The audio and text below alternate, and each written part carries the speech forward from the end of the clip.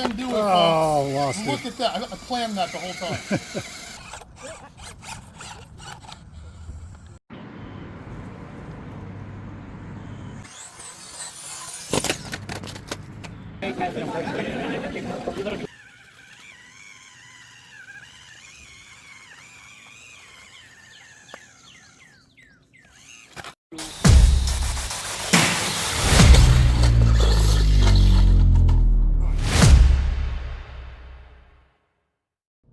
Welcome back to the channel, everyone. Michael with RC Crawling. Today, we're going to take a look at the FCX18 LC80. This is the blacked out brushless. Got some overland accessories on the top.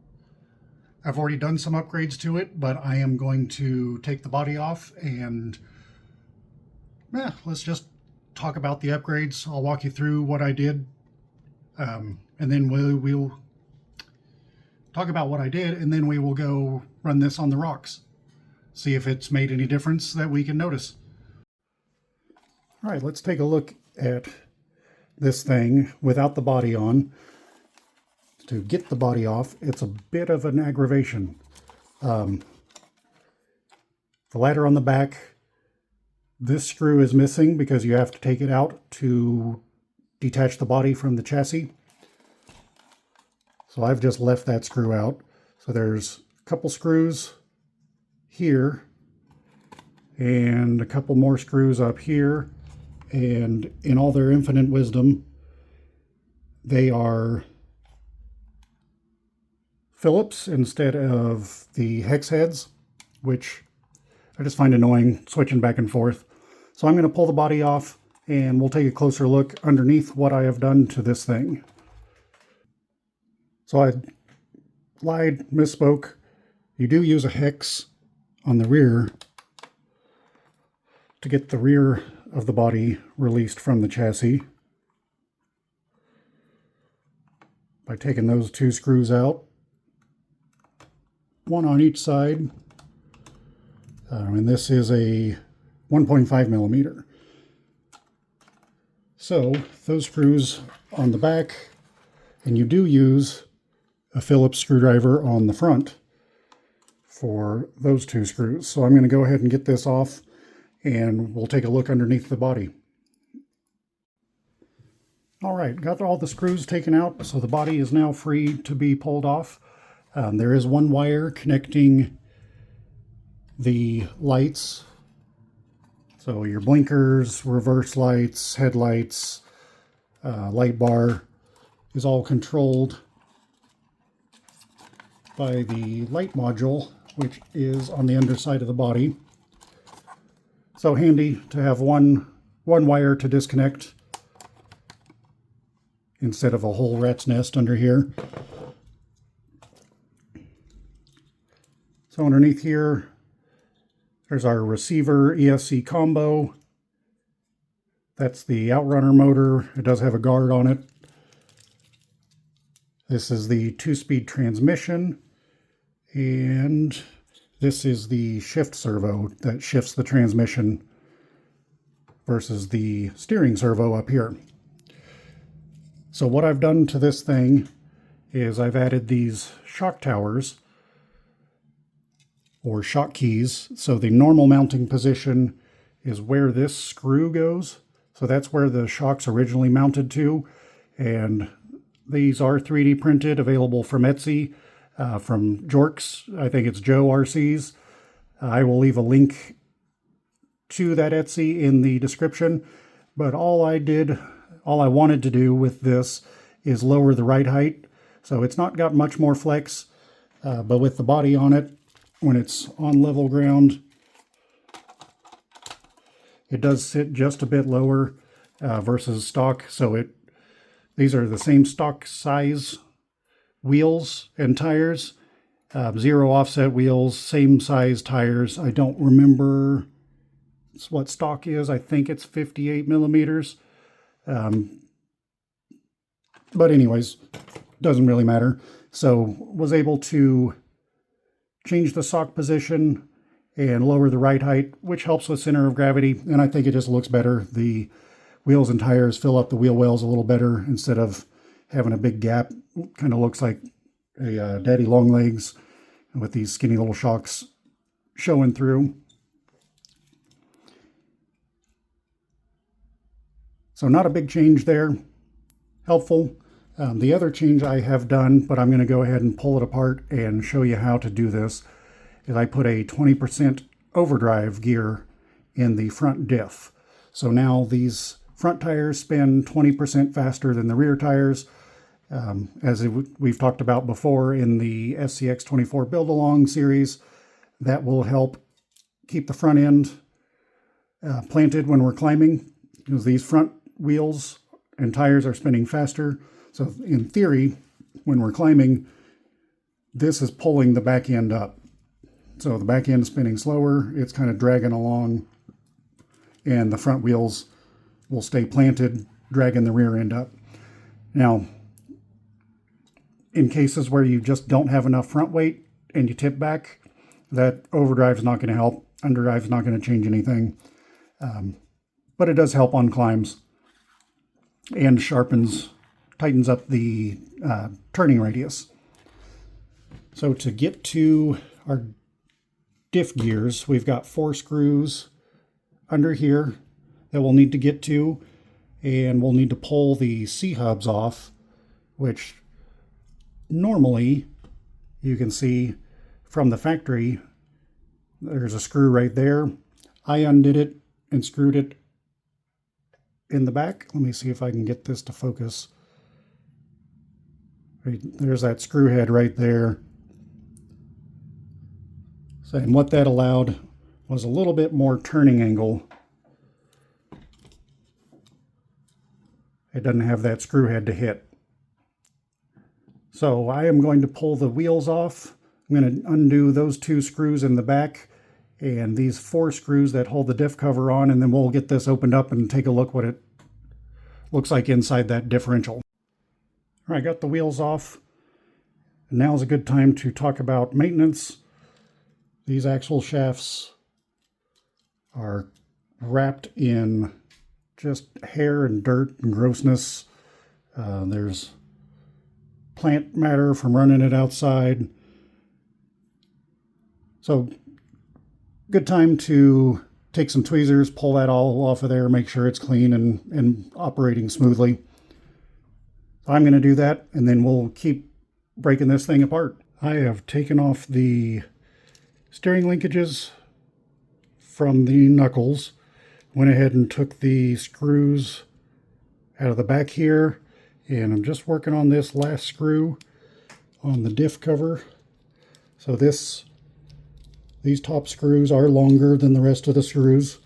They, like the FCX24, hold the servo mount to the axle.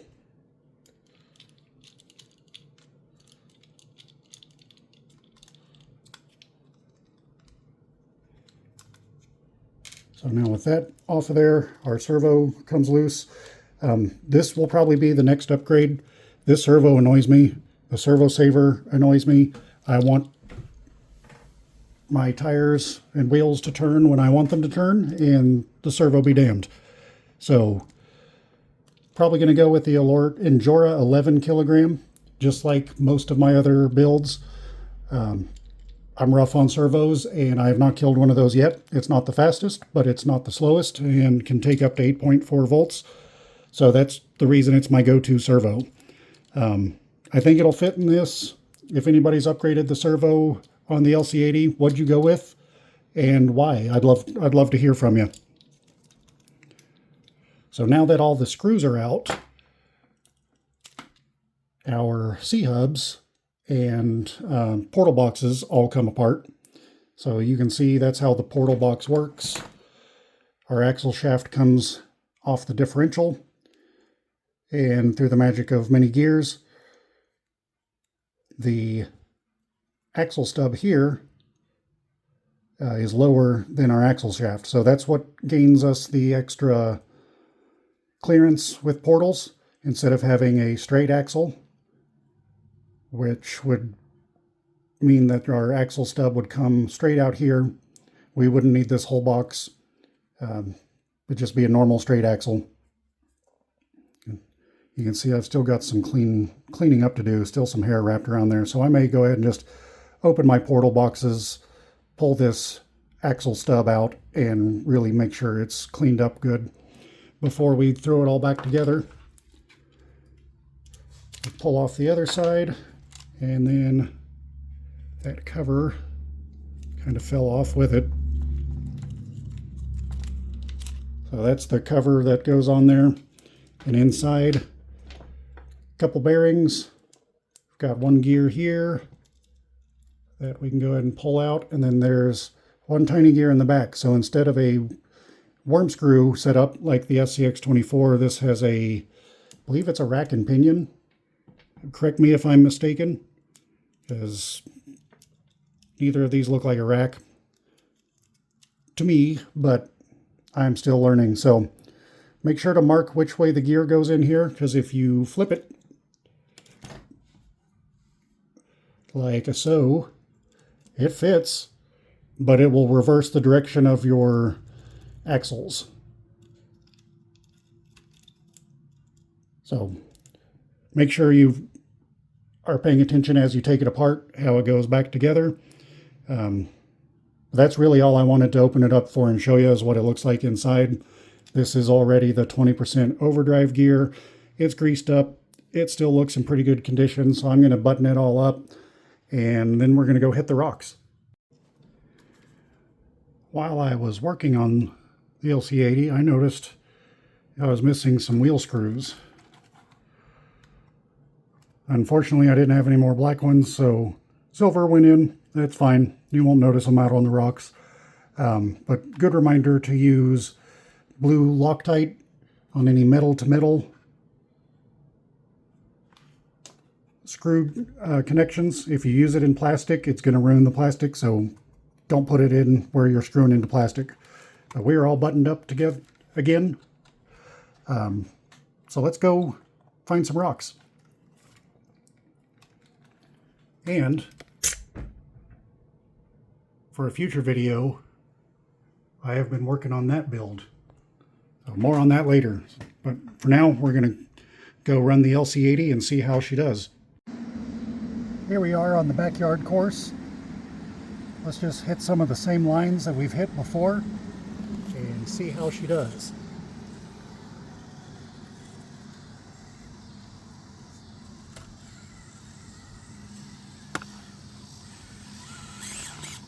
Hung up on the rear bumper there.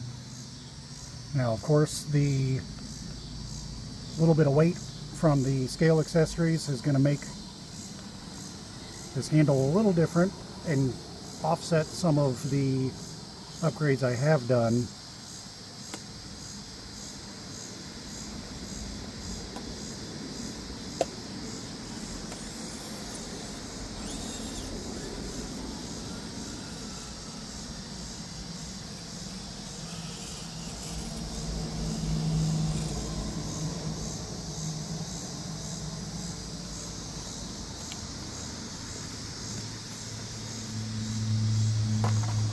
Yeah, there we go. Let's try that again.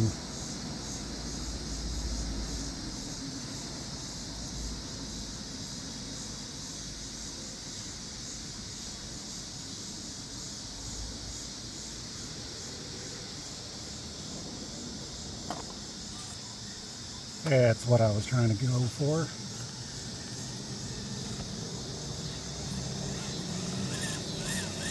Hung up on that rear bumper again.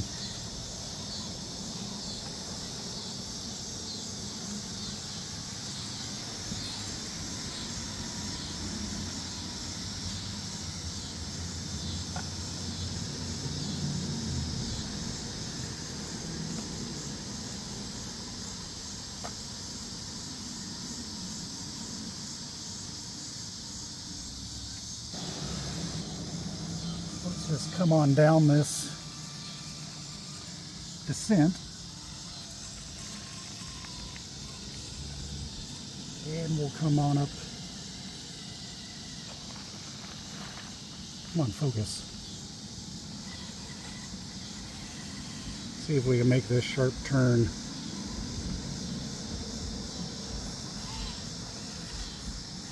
not without adjusting.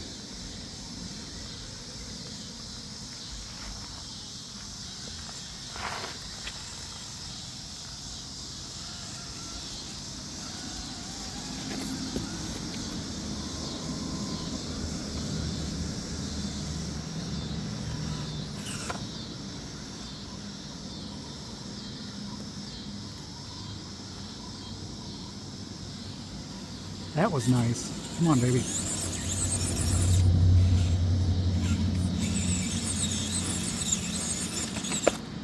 Well, keep losing it. Come on.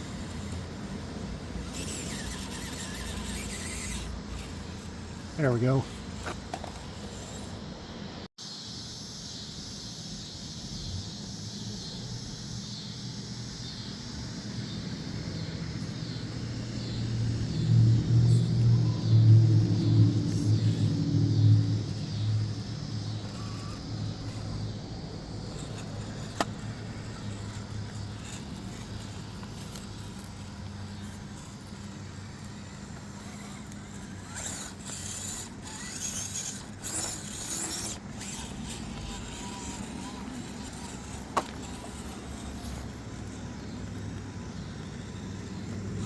Now we're coming up to the 45-degree climb.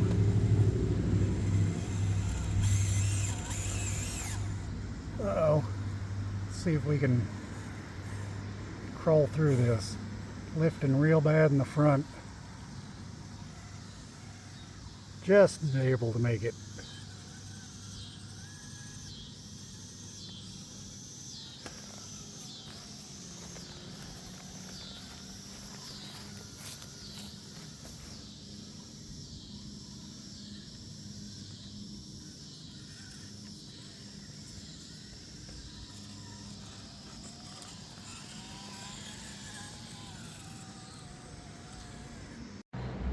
We are lined up for the frame bender.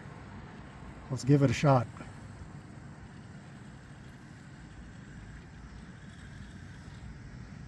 Tire placement is key on this one. We're already floating that front wheel. There we go, get that weight to shift. Just barely clear that bumper.